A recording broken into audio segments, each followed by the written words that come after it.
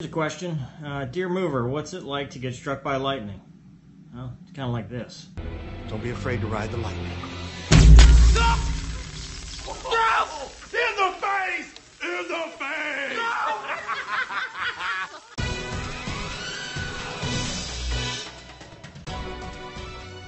Man, if we got a little problem up here, that MiG really screwed him up. I don't think he can make it back. Hello everybody, welcome to another episode of Mondays with Mover. I am Mover C.W. Lemoine, author of the Spectre series and the Alex Shepard series. Thank you for those that have been reading those books and giving feedback. I appreciate it. If you haven't and you like espionage, military thrillers, check out the Spectre series. There's a box set, books 1 through 4, or you can go individually. I'll leave a link in the description. Or if you like more of a kind of a cop terrorism thriller, then the Alex Shepard series is for you. Today I'm wearing my F-35 shirt. The says Lightning 2 on it, and I figured it'd be a good time to take a break from some of the how-to videos and talk about a story, or tell a little story time of the time I got struck by lightning. About 4 years ago, now 2014, I was in what's called the SFWT, the Strike Fighter Weapons and Tactics program, transitioning from the Air Force to the Navy, and I was in the BFM, so the dogfighting, basic fighter maneuver syllabus, trying to get qualified. And you know, everything that could go wrong did go wrong. Airplanes broke, weather was bad, we didn't have instructors to get it done. There was always something. So in the summer, late summer, it was probably my 4th or 5th attempt to fly the same offensive BFM ride. So it's one of the first rides. And the weather was bad, and it's Louisiana, so pop-up thunderstorms, you know, they'd roll through the area, it'd get really bad, and then, you know, it would kind of die down. But this was one of those days where it was just nasty. And we briefed it up, weather NOTAMs and everything, and the radar picture just looked atrocious. You know, it was thunderstorms everywhere. The working area, we weren't sure we were going to even have the working area, but we wanted to try it, you know, anyway. And so we went into the brief, and I said, "Look, man, it's not looking good." And my flight lead instructor, we'll call him Sparky for this story. You know, here's the weather. You know, it's legal to go fly. It's just, you know, we got some thunderstorms in the area we're going to have to watch out for. So he said, okay. We briefed the mission, and the plan was, based on the lack of available jets, the plan was we were going to, it's called hot pit, hot seat, right? So the first event, they would go fly, they would check out the airspace, they would land, they would get fuel, and then leave an engine running, tie down the jet, get out. I would get in and never shut down, because that prevents having to do with what's called a through flight, or between flight inspection. So we did the brief. The guys radio back and said, yeah, the airspace is workable. And I go to get all my gear on and everything, and the PR's like, yeah, you going flying in this, sir? I said, yeah, why not? He's like, yeah, it looks kind of nasty. And put all the gear on, walk out to the airplane, and climb up the ladder as the guy is climbing down, and he's like, yep, workable, good airplane, there's some storms around the airfield, but nothing too bad. I'm like, okay, but I had this I really don't want to go flying today feeling. So we taxi out, and as we're taxiing out, this wall of water, this huge rain shower just comes rolling through the airfield. And so as we're taxiing, we're about to be number one, and we said, all right, hold on, it's called base. Base is there's a duty officer that's sitting there. He's watching the radar, and kind of talks to maintenance and liaises with the various aircraft. And I said, hey, look at the radar. Oh, it looks like it's going to move through. It might be a minute. So the tower says, hey, you're clear for takeoff. We go, oh no, cancel takeoff priority. We want to wait for the storm to roll through. So the storm rolls through, and I'm sitting here thinking, we're done. There's no way we're going flying. This is it. The weather's too bad. We're not. And, the storm rolled through, and it looked fine. So we go, okay, we take off, and we take off in what's called a radar trail departure. So as soon as number one took off, and then I took off behind him about 15 seconds. And I locked him up with my radar so I wouldn't have to get close, because we're going in and out of clouds, and it's much easier to station keep when you're using your radar to maintain formation position than if you're a couple feet off the guy's wing. So, we get through the clouds, and it's actually VMC, visual meteorological conditions. I can see him. And I didn't call anything because I knew we were going to go right back to the clouds. And he comes up on the radio and he says, "Hey, you gonna rejoin?" I'm like, "Yeah, sure. I'm a good wingman. I didn't. You don't ask questions or anything, or maybe I should have." So I break the lock, I rejoin on him, and we start going through the weather. And we're cleared to the block, flight level 210 to 230, so 21,000 to 23,000 feet, and I'm a few feet off his wing. And as we're climbing up, we go through a couple of rain showers. I can kind of hear it pelting off the windscreen. And as we're climbing through the clouds, we level off, and I'm just sitting here thinking, the guy's like a shark fin, right? The weather, I bet the tail's sticking up out of the weather because it just doesn't seem like it's very light. It doesn't seem like, we're actually in the weather at all. And as we go through, it starts to get really dark. And the rain starts getting heavier and heavier, and I look forward, and I'm like, holy, I think we're in hail. I don't know. It's just pelting off the canopy there. And just as I look back, there's a big, brilliant white flash of light, and the radio crackles, and I feel like a little static shock right here on my face. And I'm like, holy crap, I think we just got struck by lightning. So I key up the radio. We're still in the weather, and I just go, dude, I think we just got struck by lightning, which is non-standard comm. And we pop out of the cloud, and there's a kind of a delay after I said it, and then he goes, dude, get away from me. I'm like, okay. So, Air Force trained guy trying to do Navy stuff. So I'm like, okay, 2's lost wingman. I'm doing the procedures. It's called lost wingman. If you're in tight formation, it's to get away from the other aircraft so you don't run into them if you can't see them anymore. So I go lost wingman. We punch out of the clouds. Now we're VMC. And he goes, did you feel that? And I go, yeah, what do you mean? He goes, did you feel what happened? And I go, yeah, man, a little shock on my face. He's like, no, it's like I just woke up. It's like my body just turned off, turned back on. I'm like, holy crap. And I said, well, why don't I rejoin on you? So I get back into close, and I said, I'll look you over. And I do what's called a battle damage check, where I go up, look at his airplane, make sure all the panels are there, make sure there's no visible damage, and it looks fine. So he gives me the lead, and he looks me over, and while he's doing that, I start descending, because now he's like, he's like, it's like my whole body just reset. I'm like, something's not right. So I descend down, and we're out of the weather, we're heading towards the airspace, the working area over the Gulf of Mexico, and I'm descending down because now I'm starting to wonder if there's something going on with him, because he's starting to slow his speech. It's not slurring, but he's very slow, very methodical, which Sparky wasn't one of those guys that was a slow talker. He was always talking at a normal speed. He was a sharp guy. And so I asked him, I go, are you okay? He's like, yeah, I just, I don't know what happened. I just, it's like my whole body just shut down and turned back on. I'm like, okay. So I descend down thinking he might be hypoxic or something, descend down to 10,000 feet.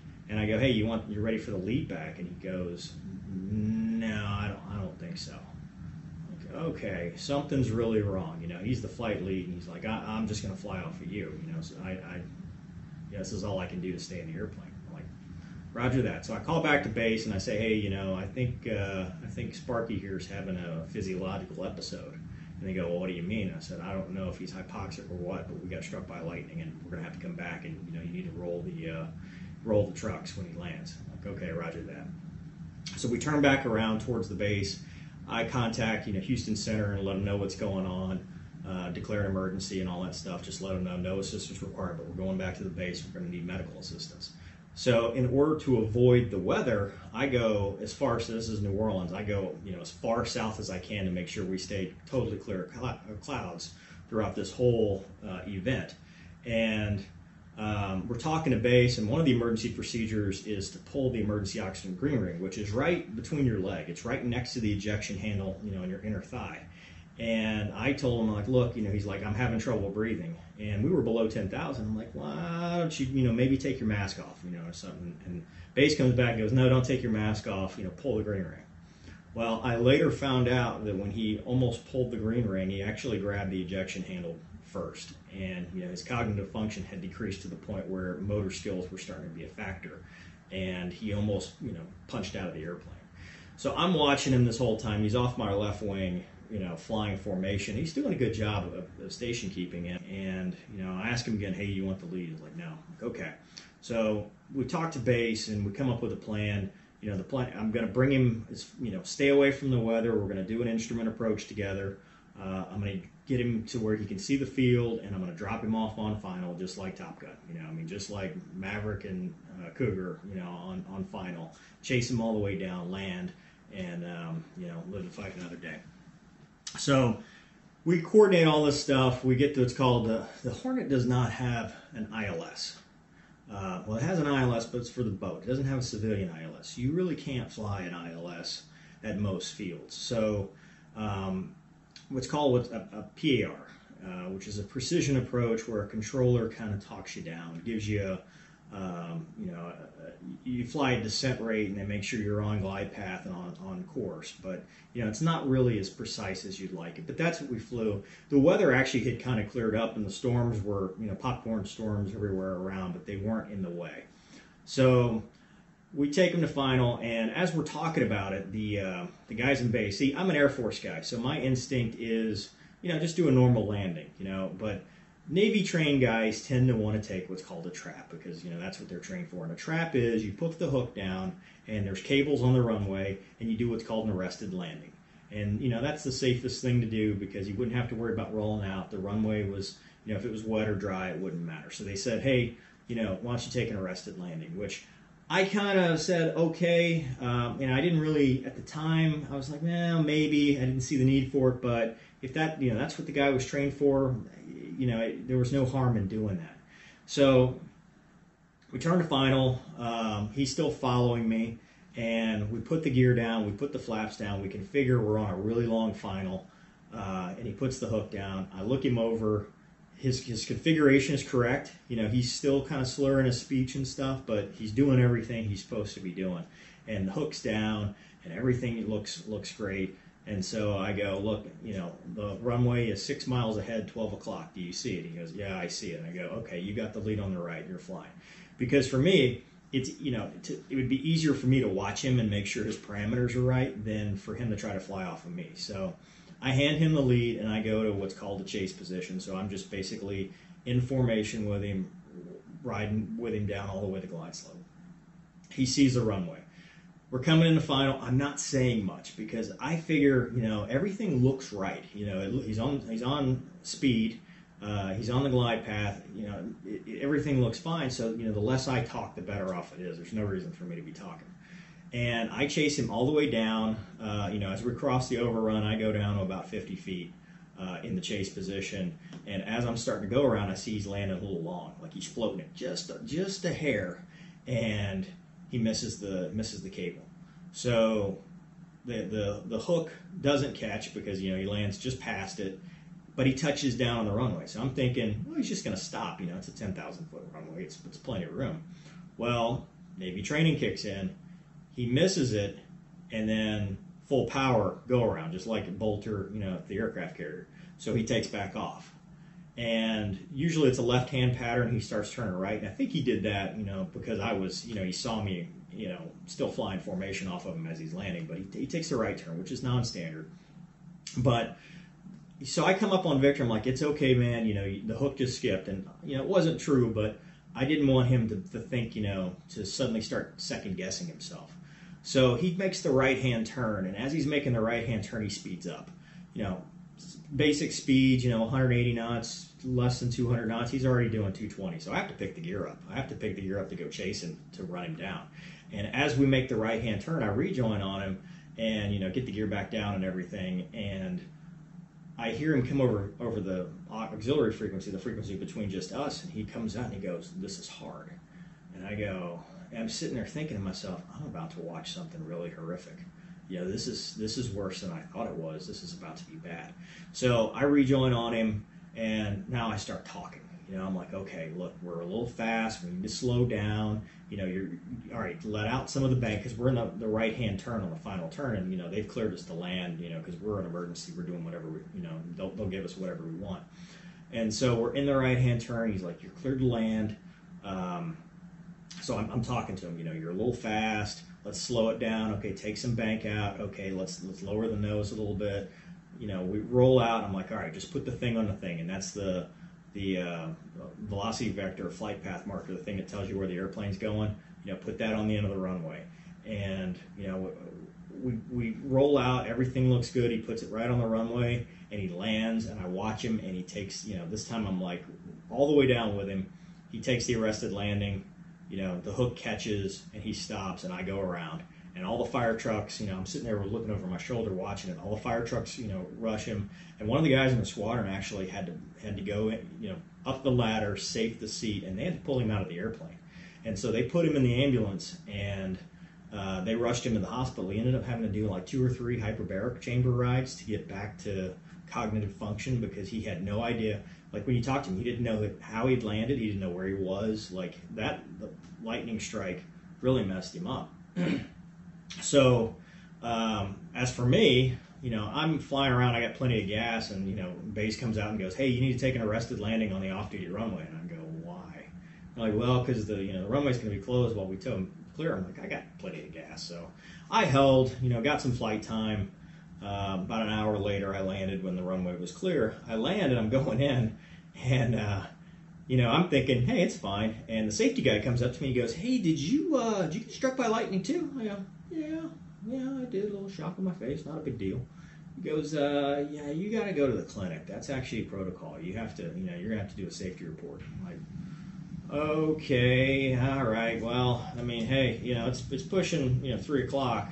We need to get this going because I don't want to sit in traffic. So I go to the clinic, and the clinic says, hey, why are you here? I'm like, well, they said I've got to get an EKG. Well, we can't do that. I'm like, of course you can. You've got an EKG. You need to go to the emergency room. I'm like, I'm not going to the emergency room. I'm fine. We just need to get this done to fill the square so I can go home. It's okay. Give me a flight surgeon. Let's get this done. Okay, hold on. So they get somebody from, I think, family medicine to come see me. They take me back in the back room. They hook up the electrodes, and they're like, or the little, you know, pasties or whatever. And tech looks at me, and then she's like, hold on a second. I'm like, what? About 30 minutes later, the doctor walks in. I'm going, oh, what's the deal? Why is it taking so long? Doctor walks in. Behind her are the EMTs and the security forces, Navy cops, and they're telling me, sir, we can't let you drive. We can't let you leave the base. You've got to go get in this ambulance and go to the hospital. And I go, why? And they're like, well, you've got irregular heartbeat. So I'm like, ah, Jesus. Okay, sure, thanks. So they strap me into the stretcher against my will. It's raining now. You know, they can't get the stretcher wheels to close, or the stretcher legs to close, trying to push me into the back of the ambulance while it's raining on me. And we get in the back of the ambulance, and they hook me up to their EKG. And their EKG runs, and it's like, you're normal. I'm like, okay, so can I get out? And he goes, no, that was just our excuse for, or our reasoning. You know, if it was not normal, we'd run code, we'd run with lights and siren, but since it's normal, we're just going to go normal. I'm like, are you kidding me? I didn't even get the cool part of being in an ambulance. There's no lights and siren? I'm afraid not. So they take me to the hospital. I get triaged because obviously there's nothing wrong with me. They put me in a room. They take a bunch of blood. They do a bunch of X-rays. I get a bag of saline and an aspirin because I was dehydrated by that point and, you know, just needed something to drink. But no, I got a bag of saline, some aspirin, and the doctor comes in, and the doctor's like, "Hey, you got struck by lightning?" "Yeah." "Huh? Yeah, my tree got struck by lightning about a week ago. So, cool. All right, you okay?" "Yeah, I'm okay." "All right, cool." So I leave, 8 o'clock at night by the time I finish, meanwhile I landed at 2 o'clock. And go check on Sparky. He's slowly getting better and everything. And what we found out was what happened was he was keying the radio to talk just as the lightning hit. And the lightning went through the top comm antenna on his aircraft, completed the circuit through, because there's no, I guess we found out that on the A model Hornet there's no lightning protection from the pilot, just the systems, not the pilot. It completed the circuit through him and went out the radome. Mine just went out the radome, or it arced between the two aircraft. We're not real sure, but it was no big deal. Just, a little shock on my face. It's not the coolest story ever, because I know a guy that blew out a filling in Afghanistan and still continued to strafe the Taliban, so I think that one's probably a little bit more badass.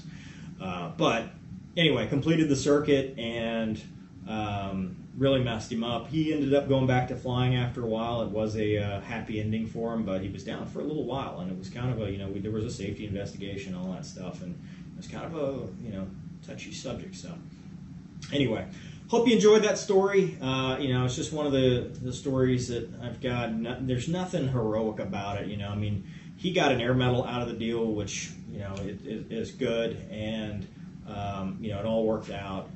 Glad we got him safe. It's one of those things. That you talk about the lessons learned, and for the young guys or for the new pilots, that's important. If there's a doubt, there is no doubt. I mean, we shouldn't have gone flying in the first place.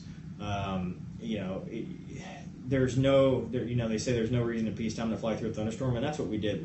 We had flown through an embedded thunderstorm, and that's just, it's not good, but it's a mistake, and we learn from our mistakes, and we try to get better. And I probably should have done a better job speaking up, and I had just as much of a voice, even though I was the wingman and the student. We both had a responsibility, and we learned from it, and thankfully everybody came home alive, and there was no damage to persons or property beyond what happened. So happy ending, but definitely some stuff to learn from. And like I said, hope you enjoyed that story. If you want more stories, let me know. We can, do story time and all that stuff, or we can just go back to how-tos, or we can go back to car videos, whatever.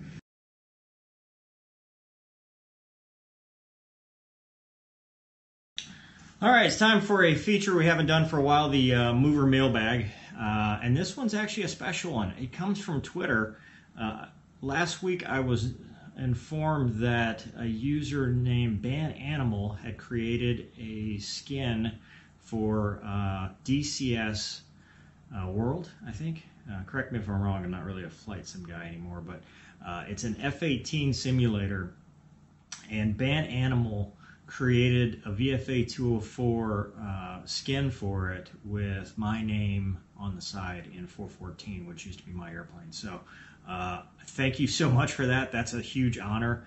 I really appreciate it, and I've reached out. Hopefully be able to send you a signed copy of one of my books. Just say thanks, and thanks for the gesture, because I think that's really cool. So Ban Animal, if you're watching, I really appreciate it. So if you've got anything specific for the mover mailbag, please reach out to me via Facebook or CW Lemoine at cwlemoine.com, and I'll hopefully get to that. But these last couple of videos have just been exclusively mover mailbag. I mean, answer questions about kind of how the process works. So, all right, so that'll do it for this week's episode of Mondays with Mover. Actually filming this well before I usually do, simply because this week I am heading off to Panama City to go hopefully start flying military again. So I'm super excited about that. Been on vacation this week, thus the scruff, which will be on its way out by the time this video airs. And hopefully I'll have some cool stories from flying the T-38A. So thanks for watching. Please like, share, subscribe, hit the little notification bell if you want to get notified every time I upload a new video. If you got anything specific you want me to ask or answer, please leave in the comments, and I will try to get to it. I've got a whole list of episode ideas. May not have an episode next weekend, and that's just simply because I don't know what the schedule is going to be like with flying. If I end up flying over the weekend, there's just no time to do it. But if not, I've got some time. I will do another video, maybe go back to answering, how to do well rushing a fighter squadron, or how to do well in pilot training. So let me know what you'd like to see. I really appreciate it. We've got 4,000 subscribers, which is amazing. Once we hit 5,000, I'll do a special 5,000 video for that. So thanks for watching, and I'll see you next time.